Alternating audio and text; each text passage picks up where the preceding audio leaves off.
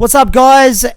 Coach Naka here on the ONETRIBE Podcast. I know it's been a couple of weeks since my last upload. I'm just going to get this done. So I started with the mental health podcast part 1. We had a couple of guests on. I had Maddie Henry and Chris Ripley on telling their stories, including myself. And basically, the last couple of weeks have been very hectic with the gym launch.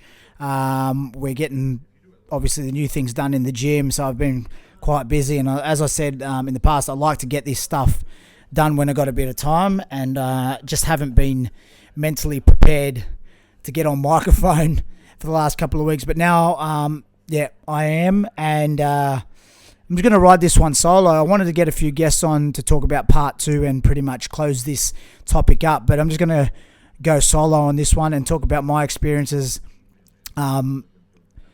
pretty much post-game. And what I mean by post-game was to after I got through or rectified that there was something wrong with me, that I needed to get help, was to then basically find help.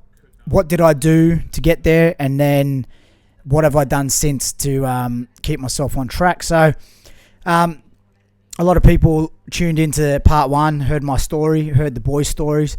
And, you know, I got a lot of messages of support and saying, you know, thanks for sharing, and I didn't realize you went through a hard time and stuff. And as I said in that, as a quick wrap up, I basically put myself in a lot of those situations, and you know, it was a thing where a lot of those situations I had obviously manifested because of my attitude at the time, my actions at the time, and basically, you know, my mindset was basically trying to chase this paper trail of who I'd lied to, who I'd hurt, always trying to cover things up, you know what I mean? So I lived my life for years like that, and you know, at a certain point there's a breaking point, and I found it. So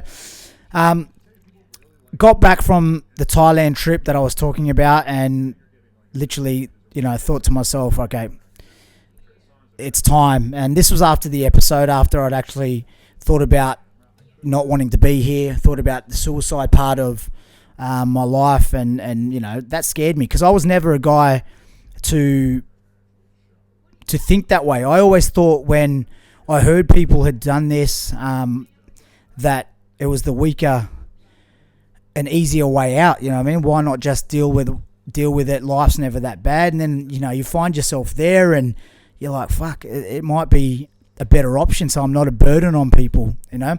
So I think a lot of people talk, you know, that I've heard, they feel like a burden, and it's definitely not the case. I never wanted to open up to my friends and the people close to me, because I just didn't think my problems were big enough for them to hear. And, you know, who am I to vent about shit that I've done wrong or I've put myself in this situation? I was a very stubborn person, and still am, to the point where I need to ask for help, you know what I mean? And something I need to always fix about myself is that it's not a wrong thing to ask for help.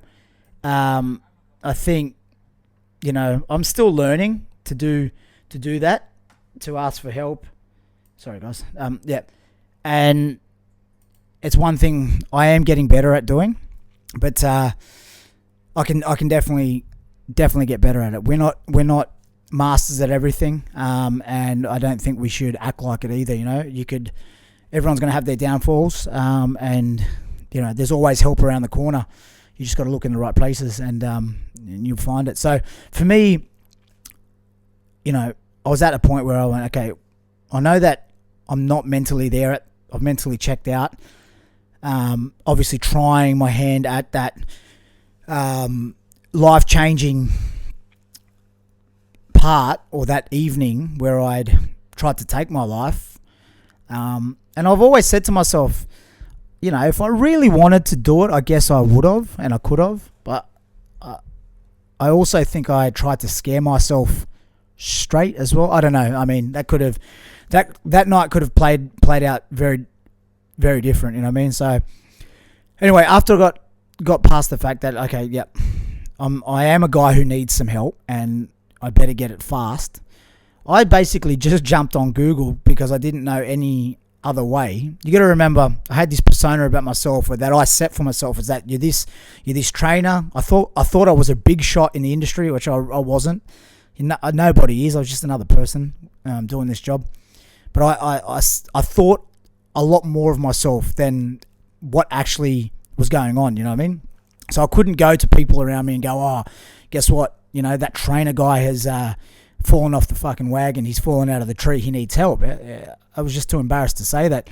So I Googled therapists in Dubai. I think I just typed in therapists in Dubai, and the first one that came up, top of the list, I gave them a message. You could privately message them, and I said, look, I don't know what's wrong with me. Something's wrong with me. I need help. And, you know, they wrote back within minutes saying, look, how's about we have a chat, more like a consultation type thing? And I was like, cool. Now, my biggest thing, let's cut this up, was I toyed with that. Now, I'm a guy who sometimes goes, oh, if you're halfway there, you're there. And that's not, you know, that's a fault of mine as well, you know what I mean? Sometimes I don't go the whole way, and this therapy thing was exactly that. Like, okay, well, you've sent the message now, wait a couple of days and you might get better on your own, and that was not the case, you know what I mean? So I finally made my way down to the clinic, had this consultation, and basically, to cut the story short, in my first 4 consultations, I lied because I was so used to lying. I lied. I told the story a different way that made me feel better walking out of there. And, you know, I'd fooled so many people for so long doing shit with my behavior. I just got used to this person, right? So then, you know, I had to realize these people are so good at what they do. In particular, seeing through the bullshit. And, you know, my therapist saw through it, I guess, very early on. So I went back with my first paid session, and you know, it was very hard. It was a thing where I was like, I didn't want to disclose everything because I was embarrassed, but then, you know, let's just talk and openly. I guess this is why I can do something like this now, because of that experience. Like, I always thought, whenever I put myself on camera, whether it was for work, or I'd be like, oh, what are other people going to think of this, or am I saying the right things? Am I doing the right things? Like, now I don't, like, as you guys know, I don't give a flying fuck anymore. It's like, this is me. These are my faults. You like it, you don't, and, you know, you don't have to fuck with me if you don't like it. So it's all good. But so I think that side of things helped me a lot. And you know, my first couple of sessions were hard because I'd still had that, you know, don't tell the truth. Tell your version of the truth and not how it actually happened. Now, breaking this down, you know, mind you, these sessions aren't cheap. They're expensive, and, you know, I didn't have the money to just keep going weekly. I'd have to go, you know, twice a month, or, you know, whatever I could afford, because I really wanted to get better, but at the same time, money became an issue for me, you know what I mean? You know, I think a lot of people, as a PT, if you're in the industry, in the game, money's not regular. It's not a regular thing. People come and go. People don't pay.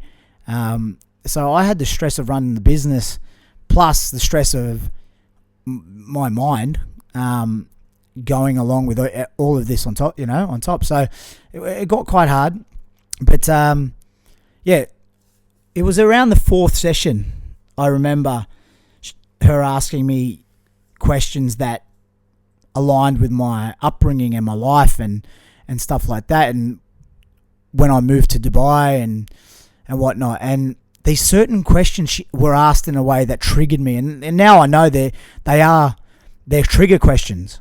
This, you know, allows me to open up in a different way, in a more vulnerable way. And I can't even tell you, when this happened or these questions were asked, I was on the like, to answer them I just emotionally, everything came. I was like I was throwing up these emotions and crying, and I remember like sobbing as if I was told someone close to me had just passed away. That kind of emotion was coming out of me. So, you know, I remember walking out of that session going, fucking hell, like that was scary in a way that I've never been to that place before.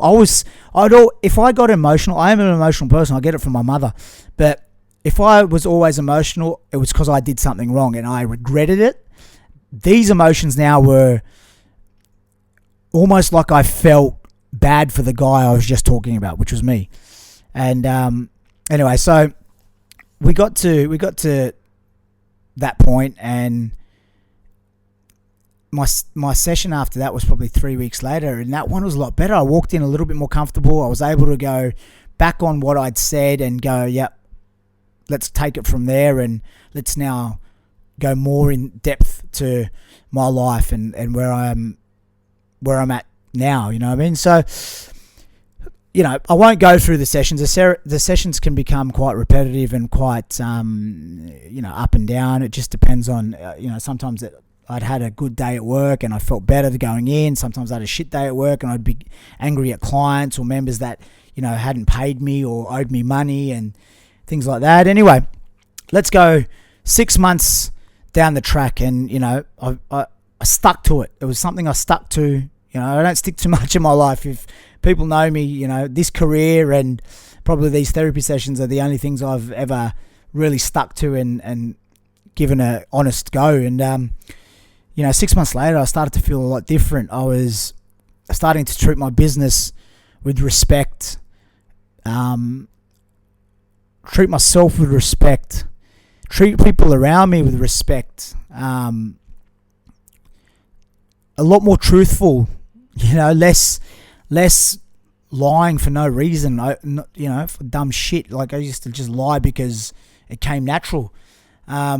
So, you know, that was the biggest thing, and I could start to really feel this. And hang on, guys, I'm just gonna. Yo, yeah, sorry, back on. So, yeah, I could really feel the difference between how I was starting to wake up. I'd wake up with no negative energy, because one of the biggest key factors that she taught me was that you cannot go and redo your wrongs that you've done to people.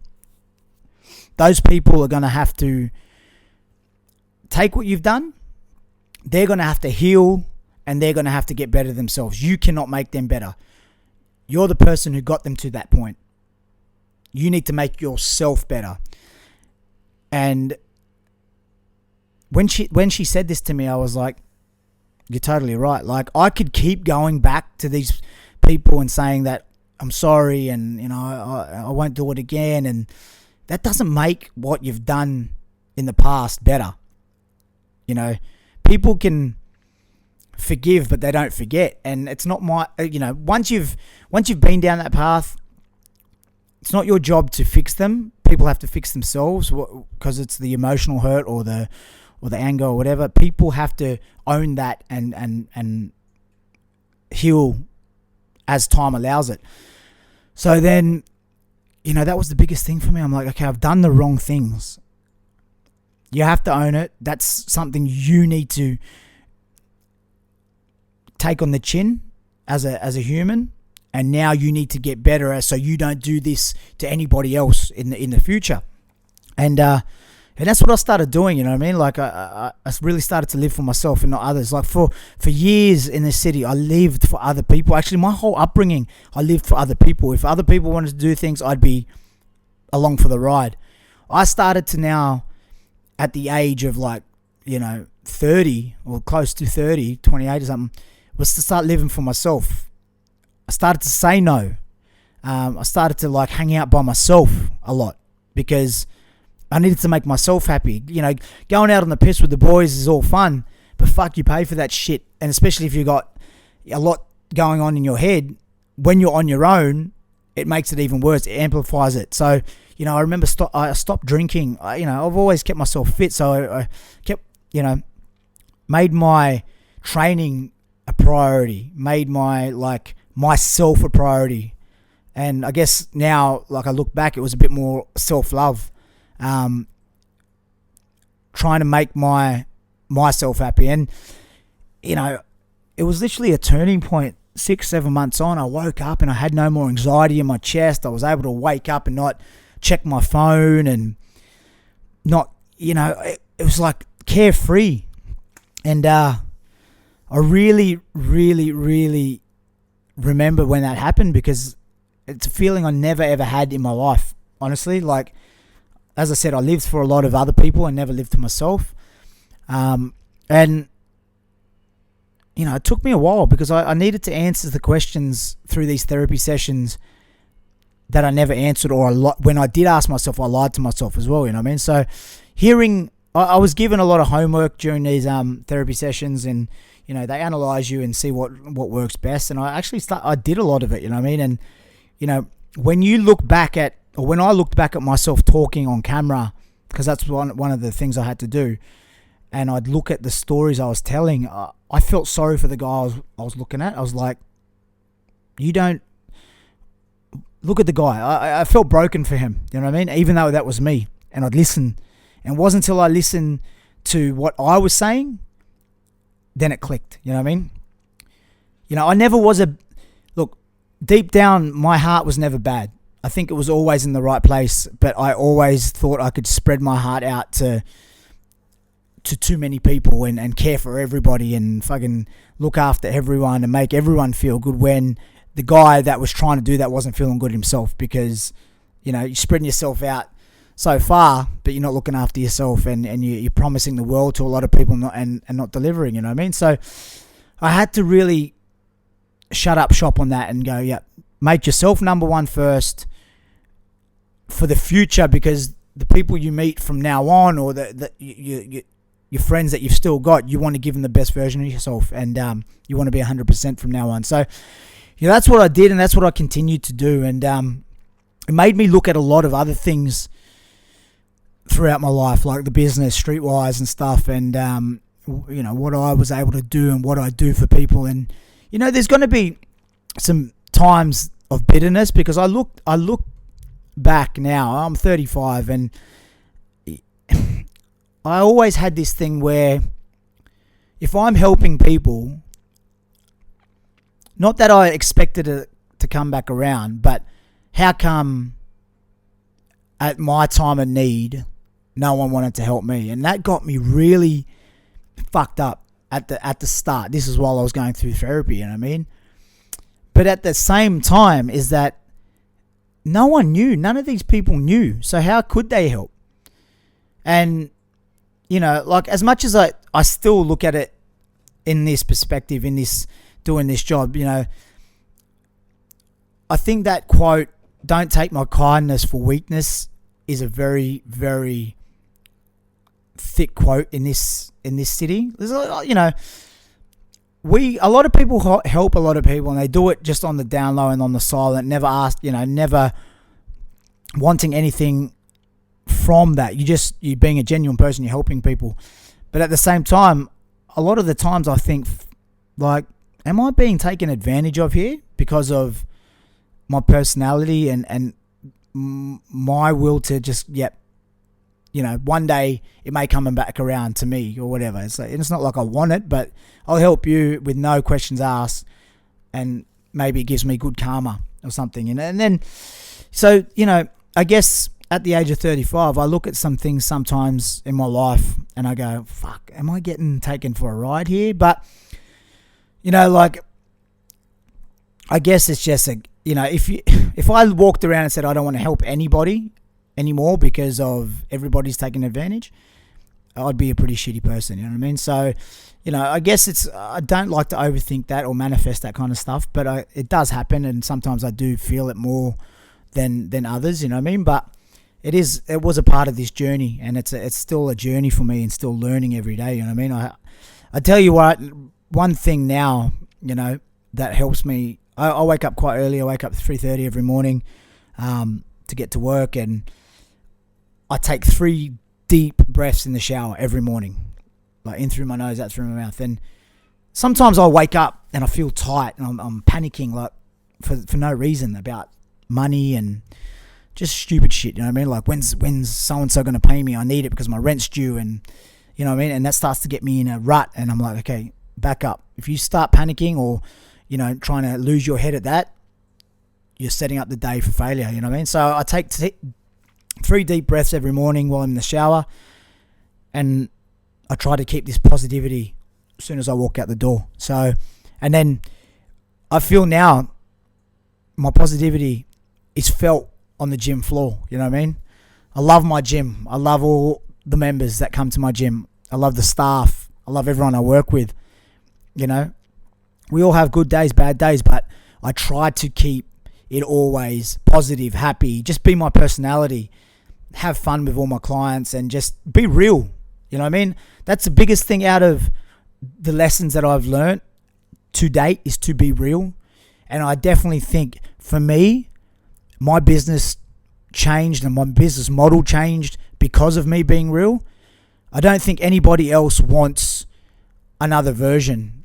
I could be somebody else. I could portray, I guess the Instagram culture is exactly this. I could portray one thing on my Instagram and photos, and then if you meet me, I'd be a different person. I don't want to be that. I want to be that raw person who has dramas. I have issues with money.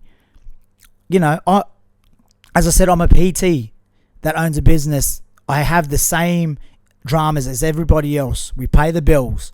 Sometimes it's harder to pay the bills because of low cash flow. Sometimes I'm going to be happy. Sometimes I'm going to have relationship problems. Sometimes I'm going to have whatever. Like, this is life. And, overthinking that and saying, why is this happening to me? It happens to everybody. It's how you deal with it. And now I've learned to not stress about the small stuff, not sweat the small stuff. Because why? Money will always be there. I know I've hustled for the last 13 years in this city. I've just hustled to make a living, and I still do it. So that's always going to be a part of me. I'm learning to become a more of a positive energy for people around me. I don't want to be negative. At 35, I don't want negative. Like, I'm starting to meet people, and if they bring me negative energy, or if I can see negative energy, I just don't want them around me. And I'm very straightforward now. I'll tell people no, or I'm just like, you're not my kind of dude, or you're not the kind of girl that I really want to be around. So, no thanks. You know what I mean? And sometimes that's hard to hear for someone. And I don't say it in a rude way. With what I've gone through, I don't want any more negative bullshit around me or my life, or the ones I love. You know what I mean? So that's how I want to live my life from here on in. It's not all about money. It's not all about having success. And look, that's another thing. Success. My version of success is always going to be different to your version of success. And right now I'm successful because I've come out on this side, and I can look back at my life and own my mistakes, but I can also talk about them, and I can also, be proud that I've come this far, and, let's see where I go next, you know what I mean? But I definitely think what helped me the most was to definitely talk about my problems to someone that would listen, and someone who knew how to ask certain questions. I feel like a lot of people who feel like they're down may not have like mental health issues per se, like, or depression, but they feel depressed. We like to talk to our friends, or if they, it's awesome to open up now. That's awesome. But I also sometimes think people need the truth. And, I've spoken to a couple of my boys in my close circle, and where we've got these relationships where, typical boys putting shit on each other, or, always taking the piss. But I know that if I say to anybody, or one of them, bro, you all good? Like, and just open up that conversation, they know I mean it. I'm not just going to give them Bro, you'll be right. Get on with it. Like if they genuinely, answer that question, nah, not really. Like, let's talk then. It's better to talk, and I'd rather hear him talk or her talk to me realistically, and then we can find a solution together or whatever, you know what I mean? But you've definitely got to have these realistic conversations from time to time. I mean, it's all good being friends, especially in an expat city where I think a lot of people hang out together but don't really know the ins and outs of their own relationships. And, real conversations, as sometimes they can get awkward, but fuck it, man. Like, it is what it is. That's true friendship. That's looking after your mates, So, I guess wrapping this up in a nutshell, after the first episode talking about what I went through, this is coming out on the other side of it. I got help. I then wanted to be a better person. I wanted to be a better version of myself for people that I would be involved with through friendships and in business. And I wanted to look in the mirror and go, bro, I know you give 100%, because I used to look at myself and go, you could stop all this and you're choosing not to, and that was my fault, you know what I mean? So, number one, cliche, but I swear it is exactly how it should be, is that look after yourself. Nobody's ever going to look after you like you will yourself. Make yourself number one. You're no good to anybody around you if you have the people who depend on you. If you're weak and you're not strong and you're not clear and have clarity up here. So it's not being weak, but I want everyone to have that aspect of healthy mind, healthy soul, happy life. That's what it needs to be. Don't sweat the small stuff. Small stuff should never matter. There's always a solution. I think a lot of people have so many problems and can't find solutions. There's always a solution to problems. And 3 is avoid negative energy. Negative energy will only bring and manifest negative energy into your life. And, fuck with people who are going to bring you and lift you up. You know what I mean? That's one thing I think that always fucked with me, was why do not more people support me in a field where I will always support anybody else? But you know what? That's life. People don't have to. Sometimes that's the way it is. And if you're looking for the pats on the back and the claps from people around you, then maybe they're not the people that you should be trying to impress. You know what I mean? Be yourself, because your energy will always attract the people that really should be around you and be in your circles. And that's the way it is. The energy you put out comes back. And I know this sounds like a fucking YouTube video, you know what I mean? I don't want to be that guy, but these are the things I've learnt to now, to this age, and I'm still learning, is that if I'm putting out good energy during the day, I'm usually returned with good energy with people around me, and it might lift their energy, or things like that. So I swear these are the things that have worked for me. I'm not going to say they're going to work for everybody, but they're basics, and now I've learned this, and that's what I just want to keep doing for the rest of my life, is to have a basic happy life with no complications or limited complications, no negativity, and you just deal with life around you, one step at a time. We are always going to have issues, problems, but they always can be dealt with, and it's either you deal with them by yourself, by not talking to anybody, because that's not going to help you, or you ask for help. And that's my biggest thing. Ask for help. If you need it, ask for it. Don't suffer in silence or don't go through things alone. You don't have to, man. There's some class people, especially if you're in Dubai. There are some class people. Just reach out. If you ever need a hand with anything, you can text me, DM me, man, on my socials. So I'm happy to be a set of ears, or just if you want to chat, we don't have to know each other. It's sometimes better that way. I'm definitely down. So I hope this sort of opened your eyes to what I went through and how I got through it. I just wanted to be open about it. I don't think anybody, or not that I know anybody, has opened up and just laid it out raw like that. So I really hope that you listen to this and it sort of helps you if you're going through some shit. And as I said, man, like anybody can reach out to me, hang out. It is what it is. Like, the more genuine, real people you get to meet, I think the better everyone can be. You know what I mean? So yeah, I think I'll wrap it up there for episode 2. I just wanted to get my story out there. I did this one solo.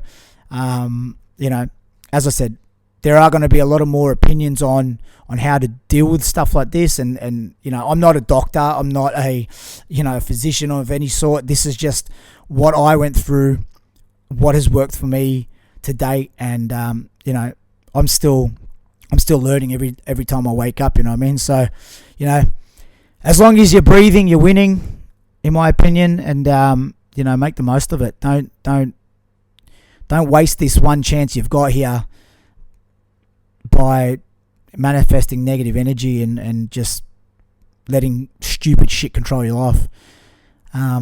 So yeah, I'll leave it there. That's the One Tribe podcast. Coach Naka. I hope you guys enjoyed it. Comment, DM. And let's keep this going. Sorry it took so long to give you guys episode 2, but it's out now, and I hope you guys enjoy it. Peace.